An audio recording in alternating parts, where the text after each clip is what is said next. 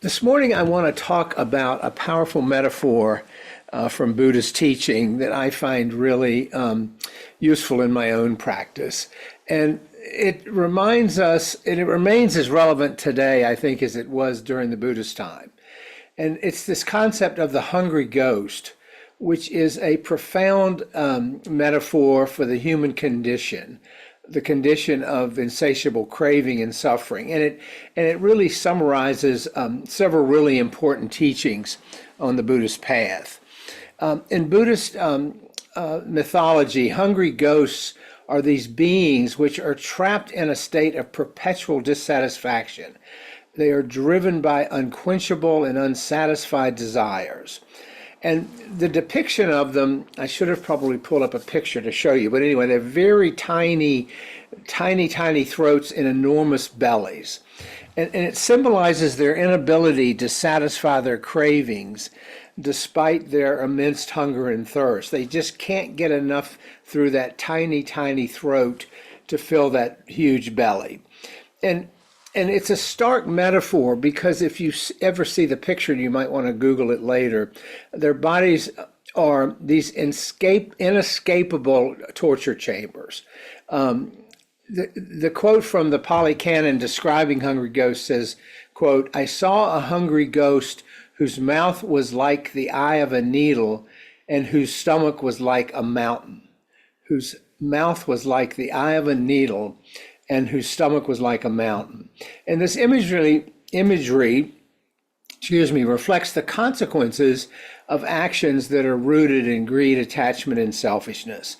The hungry ghost realm is one of the realms of existence in Buddhist mythology that represents a state of mind where we're consumed by our desires and unable to find peace. From a symbolic perspective, hungry ghosts embody the suffering which is caused by our clinging and attachment. And these tormented beings, they teach the Dharma not with their words, but with their bodies. They make the suffering visible. They're not merely external entities, but they represent the psychological states that we experience in our lives. And they demand impossible satisfactions. And that's why I find this metaphor so powerful, because they are searching for gratification of current needs and old unmet needs whose time has passed.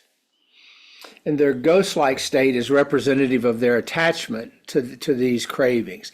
And when individuals are consumed, we often use this metaphor to describe individuals consumed by addiction, compulsive behaviors, unfulfilled desires. We say in this terminology that they are living in the realm of hungry ghost, is the quote you'll often see. And the power of this teaching serves as a reminder of the importance of our mindfulness, of our compassion, of our letting go of attachments to achieve a reduction in suffering. And one of the reasons I find in my own practice this metaphor so powerful, because if I call it up, it immediately sort of hits us with a pretty graphic display of what happens when we cling and can't get our needs met for permanence and stability and predictability. Modern psychology offers a compelling framework, I think, to really understand hungry ghosts, particularly in the realm of addiction, trauma, and unmet emotional needs. And this metaphor of the hungry ghost aligns really closely with modern psychology about the human tendency to seek external validation or substances to fill internal voids. So it's really reflecting that need to look outside of ourselves to fill an emptiness within ourselves. For example, the classic example here is addiction, as a manifestation of the hungry ghost state, where we're trapped in a cycle of craving and consumption, but without ever feeling satisfied. Therein lies the power of the metaphor. We're trapped in cycles of craving and consumption, but we never really feel fully satisfied. Some of you may be familiar with the psychologist Gabor Mate. He's drawn direct parallels in his work between this notion of hungry ghost and the psychological impact of trauma and unmet needs. And he argues in his writing that addiction is not merely a physical dependency, but really a response to a deep emotional pain and a lack of connection. The hungry ghost becomes a symbol of that inner emptiness, where we seek solace in substances and relationships, dysfunctional relationships, and achievements that ultimately fail to address our core suffering. So the imagery of the tiny throat and the large belly can really be viewed through the lens of modern psychology. And it reflects this cognitive distortion where we overestimate the satisfaction that we gain from trying to fulfill our desires externally. We overestimate how it's going to fill us up, only to find again and again that the reality falls short of that wish. And this cycle perpetuates feelings of inadequacy, feelings of emptiness, feelings of dissatisfaction. Often in current psychology, we talk about this notion of the hedonic treadmill, where we adapt to new pleasures. Once we have them, the novelty wears off and we quickly return to this baseline of dissatisfaction. So we can seek something, we get on the treadmill, we seek something which is a shiny new object, and then before we know it, the experience, the pleasure from it wears off and we are back to suffering.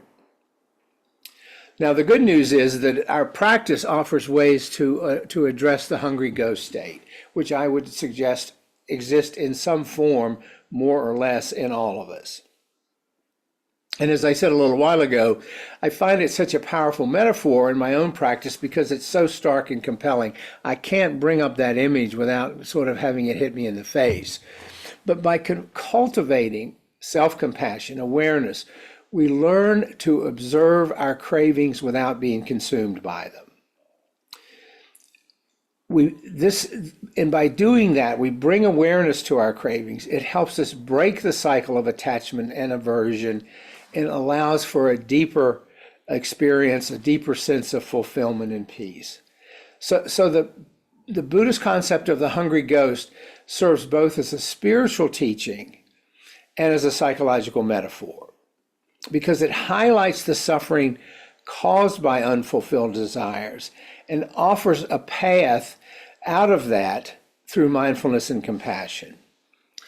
In modern psychology, again, we enrich this understanding by providing insights into the mechanisms of craving. We understand better the neuroscience of it. We understand the role of certain neurotransmitters in our mechanisms of craving. And then this has helped us understand better ways in which we can heal from the wounds that drive this insatiable hunger.